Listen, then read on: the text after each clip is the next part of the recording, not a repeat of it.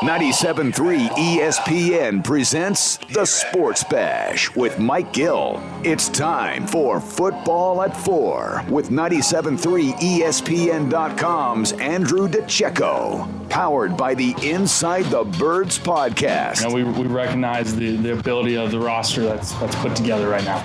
And I think we have the ability to do something really special with this group, but it's going to take a lot of hard work. Now, live from inside the Matt Black Kia Studios, it's Football at 4. Football at 4 is powered by the Inside the Birds podcast, and it is brought to you by PlaySugarHouse.com. Sign up now. They'll match your first deposit up to $250. Tonight, it's Eagles and Seahawks. We got matchups to watch, storylines galore. Andrew DiCecco is here for Football at 4. See what I did there? Some sort of rhyme. I didn't even try to do it. It just kind of came out that way. It flowed. Andrew DiCecco. Let's bring him in to the Boardwalk Honda Hotline as we get ready for the Eagles and Seahawks with a ton to dive into. Andrew, hope your Thanksgiving was well, my man. How are you? Good afternoon, Mike and Hunter. How are you? I'm doing well, and I hope both of you guys had a safe, healthy Thanksgiving.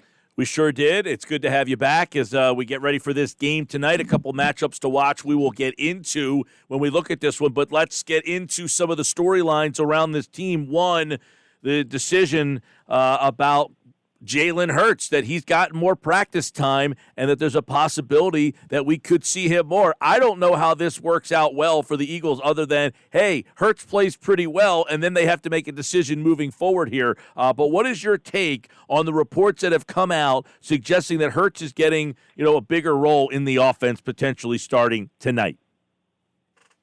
Well, all signs point to Carson having to take a back seat if Jalen Hurts plays well. I mean, I've always been of the belief that Jalen should be given a series to really show what he can do versus these gadget plays that don't really seem to have they don't really give the offense really anything.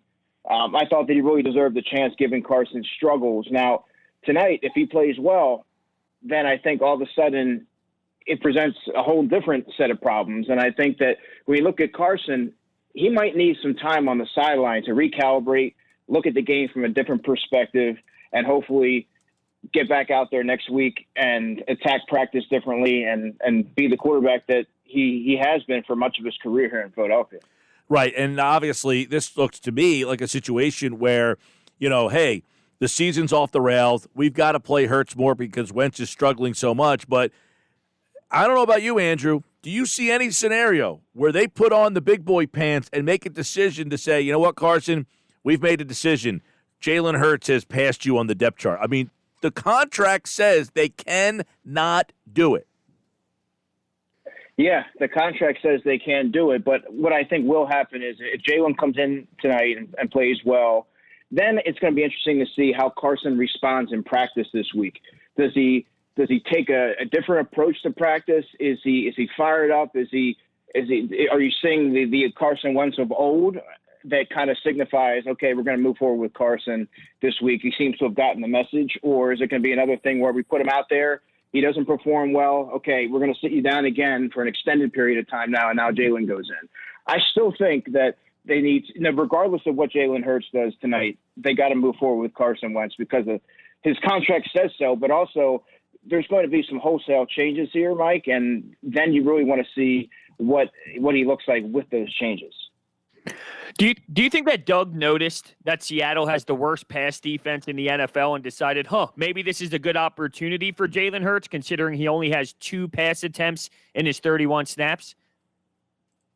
Well, timing is everything, Hunter, and I think right now it's sort of lined up that way. I do think that it was going to happen inevitably this week regardless because, one, you need to see you need Carson to take a step back and view the game differently from a different perspective because it's just not – they're trotting him out there every week and the results are the same. That's the definition of insanity, right?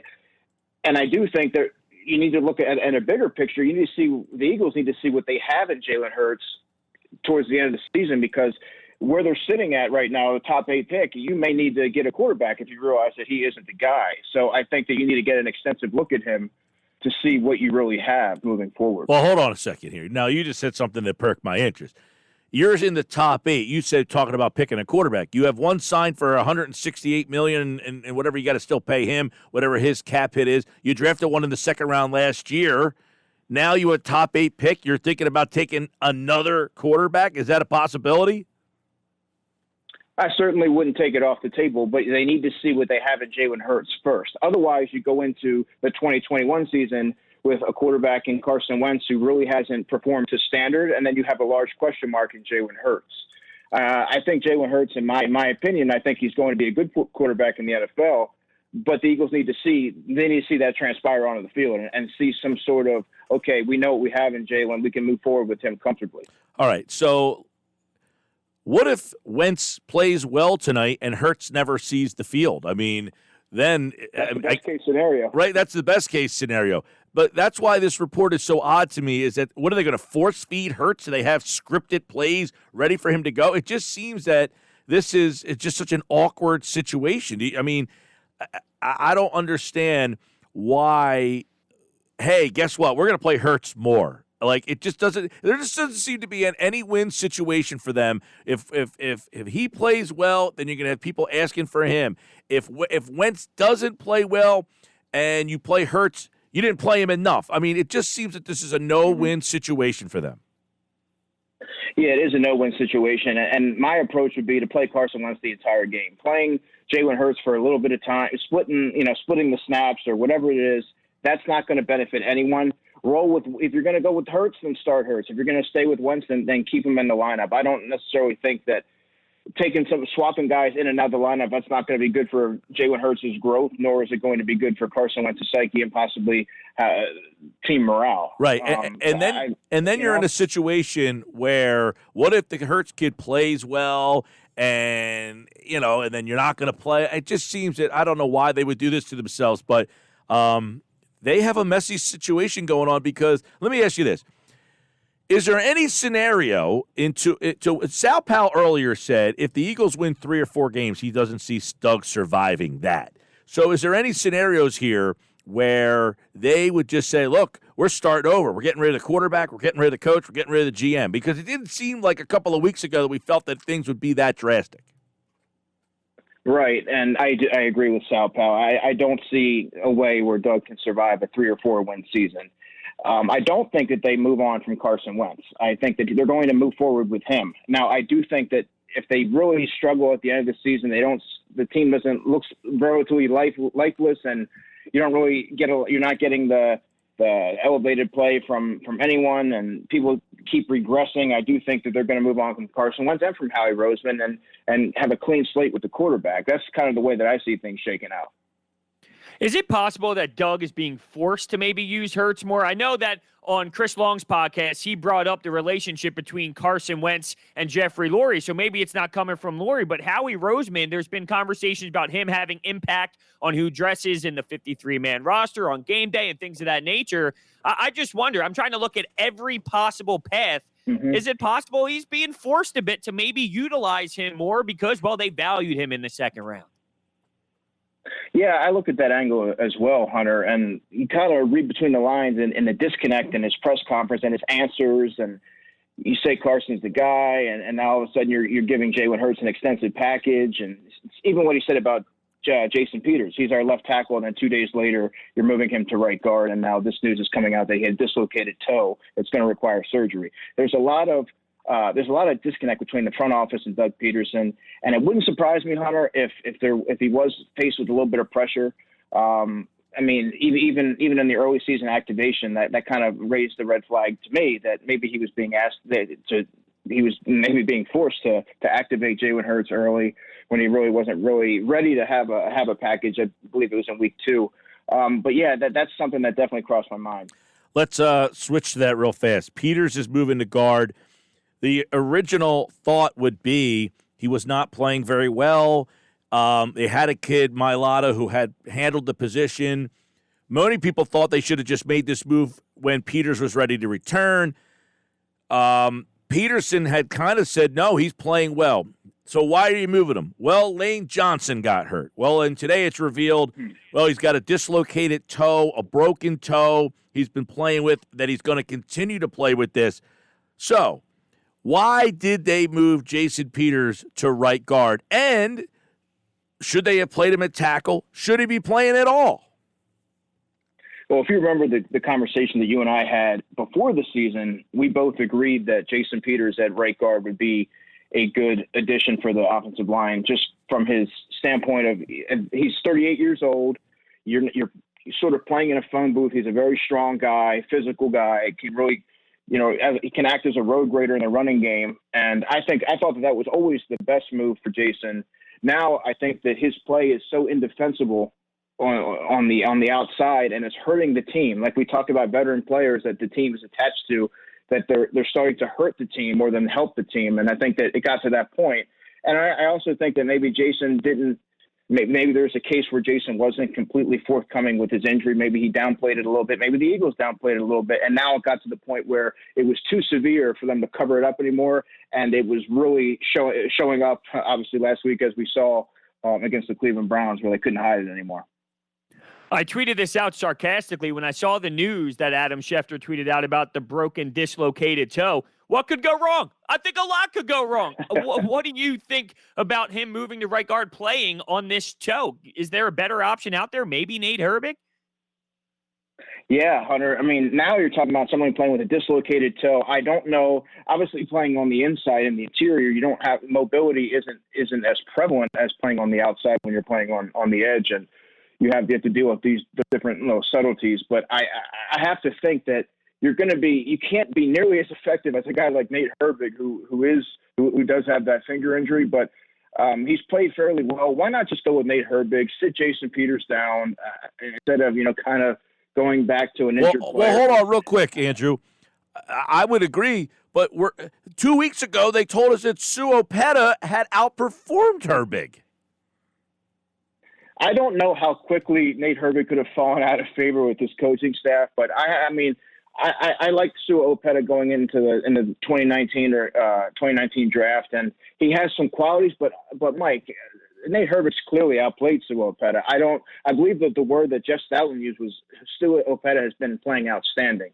That's not what we saw on the field. What they saw and what we saw watching the game as objective observers were two entirely different things. And I know that Nate Herbig isn't the most athletic lineman. That's not he doesn't really fit the mold of what Jeff Stoutland likes. He's more of a guy that's going to generate movement in the running game. Is not going to get to that second level, climb to that second level with it doesn't have that athleticism. But I mean, he's played fairly well. And when you're looking at an undrafted player like him, he's exceeded expectations.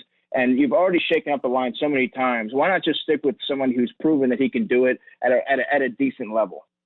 Yo, believe me, I was shocked to hear that was the reasoning, that Opeta had just passed him, because I thought Herbig, of all the guys, seemed like, okay, he's not anything special, but he just competes. And that they liked him. They liked him enough that he played right guard out of right field to begin with. It was like, hey, this kid Herbig's going to play right guard. You're like, why the heck did Herbig start over Pryor? Remember week 1, that was the conversation, and he was terrible, had a rough day, and then he kind of settled in to the point that they trusted him the most to move him to left guard to make Pryor feel more comfortable at right guard. So it was totally that they trusted this guy, and then all of a sudden Sue Opeta jumped. It was ridiculous how they've handled this whole situation, but Mailata's going to play left tackle. They're going to have – now, I was surprised at this. Let me get your thoughts, DiCecco. They're going to play Pryor at right tackle over Driscoll. That's another thing, Mike, that I wanted to address on today's show. Jack Driscoll has proven – I believe he started week 1, if I recall correctly, and he held up all right. And I thought that he showed signs of a player that's worth developing for the future. Certainly, he showed me more than what Matt Pryor has shown me this season. Matt Pryor has struggled at tackle. He struggled at guard. He is what he is. He's a rotational player. He's a fringe roster player. He probably won't be here next year. He shouldn't be here next year. Jack Driscoll is a player that could factor into the equation moving forward. I think ultimately his role will be as a guard versus a tackle. So to not go to him right now when you really want to evaluate and he's outperformed Matt Pryor is another puzzling decision. Yeah, what scares me is we're saying that about 3,000 different things with this football team. A lot of things are just not adding up. Now, how concerned should we be about Kelsey's injury? Now, I know he's a Warrior and he'll play through anything, but it seems like it might be getting to that point where you should be concerned with his play because, he could barely strap up his helmet last week. Yeah, and hats off to Jason Kelce for being that warrior and that constant on the offensive line when everything was going to shambles around him. He was that steady presence there, and he, for most of the season, outside of the last couple of weeks, he really has been playing at a relatively high level, given the circumstances of everything that he's dealing with. And if you're Isaac Seumalo, I think that going into this week, you have to be a little bit on guard. I mean, Luke Juriga went in last week, and he was kind of thrown in there, but I mean, now that you know what you're dealing with, and you know that this is a legitimate possibility, I think the best option there would be to get Isaac Seumalo in there. But I mean, Luke Juriga, I'm sure he got a lot more opportunities in practice this week because a lot of these guys are going to have to be on standby now, given the delicacy of the situation. Well, there's all that, and then, of course, they've got Seattle tonight. Let's get into some matchups to watch from Andrew DiCecco over at 97.3 ESPN.com. We told you, obviously, DK Metcalf is a huge problem, but they've got another guy in Tyler Lockett that's a big problem. So what does this secondary look like tonight against Metcalf and Lockett? You have Maddox and Lockett as a big matchup tonight, but it seems that anybody matched up against Maddox is the big problem, and you wonder if the Eagles, they've been making thoughts about moving guys. Is it going to be Maddox that gets a lot of the snaps? I mean, it's kind of dire straits there at the cornerback spot outside of Darius Slay, who's going to undoubtedly have DK Metcalf have his hands full with him. DK Metcalf is pretty much matchup proof outside of that outing that he had with Jalen Ramsey. I mean, his rapid ascent to becoming among the most feared deep threats in football has been remarkable. Looking at Tyler Lockett, the best option that the Eagles have outside of Slay, unfortunately, is Avonte Maddox. And Maddox has been, a desirable target from opposing quarterbacks. Lockett's had 25 targets over the past 3 weeks. He scored a touchdown on Thursday Night Football. And we've seen that connection that he has with Russell Wilson, and that can quickly spiral out of control if Maddox isn't up to the task. Because when Matt struggles, Mike, it's from poor eye discipline. If he's even off a beat, they're going to make him pay. He does have the short area quickness to kind of match and mirror with Lockett, but he struggles from an eye discipline standpoint. And with a player like Lockett, that's not going to get it done. How does Chris Carson change this offense for Seattle? He changed the entire identity of the offense because Chris Carson is actually one of the most underrated running backs in football.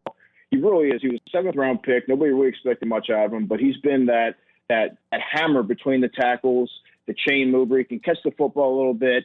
He's done a lot for the Seahawks, and he's a load to bring down. And I think when you look at the linebacking situation that the Eagles have, they struggle with Wayne Gallman. And, if Chris Carson gets to the second level, he's a bigger guy, and he starts to pound on these smaller linebackers that aren't adept to bringing these guys down one-on-one. And he's kind of going to be that goal line guy, but he's also going to be somebody that can run the clock down in the latter stages of the game. And he's a volume runner, so what he tends to do is that when he gets going early, he starts to wear guys down little by little until he breaks a big one. And now having him instead of the Carlos Hydes and DJ Dallases of the world, it's going to change their identity immensely. Mailata tonight's got his hands full. Dunlap's been a big impact for them. So how do you see that matchup? That's going to be problematic because if you remember back to week 3, Carlos Dunlap wreaked havoc on the Eagles. He had a quarterback hit. He had 4 pressures, 9 tackles. They can move him around a little bit. He plays the Leo role, which is the weak side defensive end role for Seattle on their defense, but he's their best pure pass rusher. And he's 31 years old. He's been around a while. So he has that veteran savvy, and he's very fast and athletic and long. Jordan Mailata matches up a little bit better than Jason Peters would just from an athletic standpoint, but the experience of Dunlap and some of and his vast array of pass rush moves make it a very difficult task for Jordan Mailata tonight. If you're the Eagles offensively, how do you approach this game? How are you going to start this offense? Is it Miles Sanders and opening up the game plan from there? Yep, that's exactly what I do. When you have a struggling quarterback like the Eagles do with Carson Wentz, and you have a running back like Miles Sanders who's been criminally underutilized in this offense, get him going in the running game. Now, I will say that Seattle, their strength on defense is against the run. but you have to see what you can get going against the run behind Jason Peters, go between the tackles and see what you can do with Miles Sanders. And then you have to attack the secondary. Travis Fulgham, it has to be an X factor in tonight's game going against Trey Flowers, who's a longer corner, but he does have his lapses in coverage. You have to find ways to move around Travis Fulgham and get him into the game, or he's a volume receiver, and he's been criminally underutilized, just like Miles Sanders has in the offense. And I think that he's going to be another X factor because they're a little bit stronger at the safety position, but you can really attack them on the perimeter. If Fulgham cannot get going tonight, this is a terrible pass defense. If they can't get him, is the message that maybe he was kind of a flash in the pan and people have figured him out and there's a reason he's been kind of released and bouncing around? Because people are starting to say, hey, he's starting to struggle because teams are figuring him out. That's a great question, Mike, and that's something that I've gotten pretty much all week. And the way that I see that is, yes, the Eagles haven't utilized him until the latter stages of the game, and they haven't been very creative in how they get him the football, moving him around, taking advantage of his versatility. That said, when Fulgham has had his opportunities, he's dropped the football. And there's other times where he's just not open, Mike. And I think that 4-game sample size that we saw was the league simply didn't have any tape on him. And now that there is tape on him, they know how to defend him and how to attack his weaknesses. And you're starting to see that maybe this is kind of just who he is. Maybe he is the guy that's bounced around for multiple teams, and that's why, because there's deficiencies in his game. Doug made a comment about Alshon Jeffrey maybe being in the game plan more. What are your thoughts on that? I mean, what I saw out of those 5 snaps, specifically the one that led to an interception, this guy doesn't care right now. I mean, how can you possibly take guys off the field for Alshon Jeffrey? It makes no sense. Try to think like Doug here without getting a migraine. I think that his thought process behind that would be to get another veteran that's worked with Carson in the past to maybe help him get in some semblance of a rhythm on offense. But you're right, Hunter. Just watching him lumber and labor through his routes, in and out of his breaks, he doesn't give the offense anything, first and foremost. But also, it doesn't seem like he really wants to be out there and give maximum effort.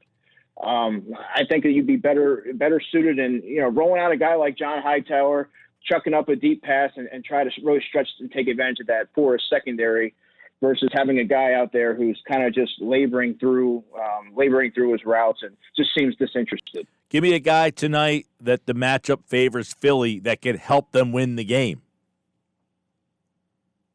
I think you can take advantage of Dallas Goedert down the seam, and I think he needs to be someone that you utilize. I also think that Richard Rodgers is going to continue his hot streak as well. If the offense is to get on track, I think he's going to kind of surprise some people and make some plays again. All right. You can check out more on tonight's matchups, Eagles and Seahawks, 97.3 ESPN.com, Andrew DiCecco. And you look at tonight's game, it's not a must-win situation. If they lose, they're still in play for the division. And we've talked about, Doug Peterson, it sounds like now he's got to start winning some games. It's not like, hey, let's get a draft pick and Doug's going to be fine. Sal Powell said earlier, he can't survive possibly a 3- and 4-win season. So he has got to start chalking up some wins, show ownership that I can still resonate with this group of guys. So, Andrew, tonight, is this the night where we say, where has that been all season? Or is it more of the same? Unfortunately, Mike, I think that if we're going to say that, I think we would have said that a couple of weeks ago, not now when their backs are against the wall, really, and they're pretty much on their last.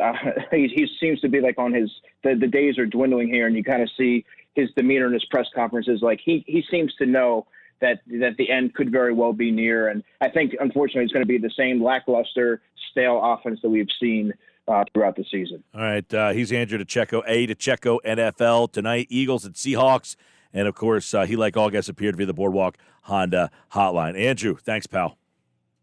You got it, guys. Take care. All right, there you go. He likes Seattle tonight and likes them pretty handily if you go to InsideTheBirds.com. The Inside the Birds podcast tonight. The pregame show starts at 5 o'clock. Andrew has Eagles losing tonight 31-20. That is his pick over at InsideTheBirds.com. And you can check out his matchups to watch in this game at 97.3 ESPN.com. Andrew DiCecco at 97.3 ESPN.com.